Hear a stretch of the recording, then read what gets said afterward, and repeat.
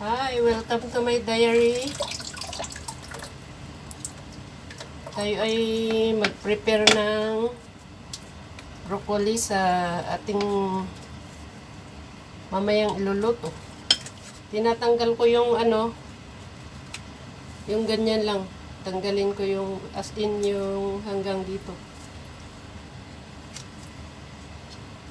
Ganito ang aking pag-prepare ng broccoli. Ano ba? Yes. Bakit yung iba niluluto din ito? May nakita akong nagluluto ng niluluto to. Binabalatan. Pero dito hindi yun ang hindi niya tawag doon. Hindi nila tinuro sa akin na pwedeng iluto din yun. So, iyan.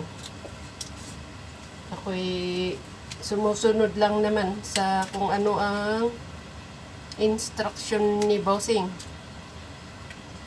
Yan. Tapos natin yun. Tapos ko na pong nahugasan ang broccoli. Broccoli? Ano tawag dito? Broccoli. Yan. Bali, gagawin kong dalawang parts. Ito, hindi ko ipoproseso. Ito, hindi, pinili ko lang talaga yung, yung sa bulaklak niya. Tapos, siniwa ko ng medyo maliliit para matulungan na yung, hindi mahirapan yung hindi ko alam tawag dito. Basta yan. Meron kasi dalawa sa aking pinagsisilbihan na amo ay ayaw nila yung nagiling na broccoli. So, ito. Ganito lang na iluluto. Simple lang naman. I-boil lang. At papakita ko pala yung aking sabaw ngayon ay ito, watercress. Kung alam nyo itong gulay, tawag dito watercress. Pero ang tawag namin sa aming native dialect, tangsoy. Sa English, watercress. Hindi ko alam sa iba pang Ito ang sabaw namin ngayon. Lulutuin kong sabaw. Ihalo ko sa kayang fish yun. Hindi ko alam ang tawag doon.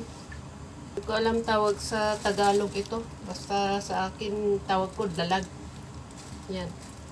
Piprito ko ng slightly yung hindi masyadong prito, hindi deep fry. Na may luya. Ganito nililinis yung yung watercress. Tinatanggal yung matigas. Parang yung banda ng talbos lang ang iluluto na soup. Tsaka yung magandang dahon, pwede. Yan. Mga ganyan lang. Pero magpakulo pa ako ng tubig. Tapos ilagay ko ito bago ko ilagay doon sa soup. Mas masarap kasi pagka ipakulaan muna ng tubig ito. Ang lulutuin kong gulay ngayon ay 1 kilong spinach. Sok muna natin sa salty water ulit. Bago hugasan muna natin ng 1 beses, tapos sok ng salty water ng mga 30 minutes. Tapos hugasan ulit. Yun. Habang nabababad ang gulay ay i-process muna natin yung broccoli. I-process ba o igiling? Igiling na lang. Hindi ko kasi alam tawag dito sa English. Hindi ko alam. Sensya na po. Hindi ako marunong, hindi ako ma-English zera. Ayan, igiling na natin ito ang broccoli. Po. Aking ginagawa sa broccoli na to. Broccoli.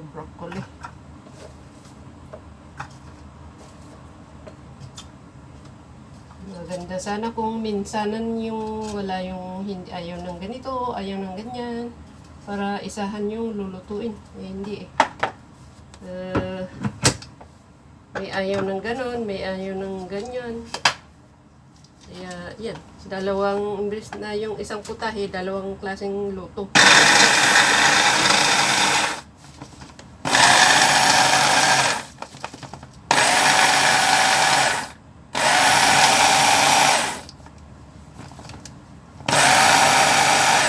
Depende sa gusto nyo. Kung gusto nyo pinuhin. Pero, okay na to.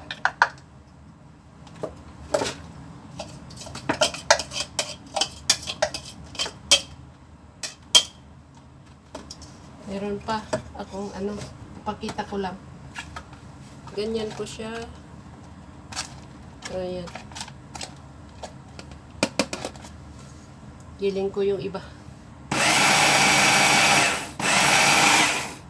Wala na.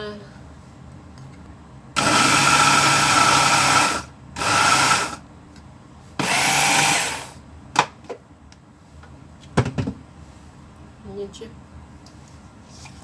Ganyan siya.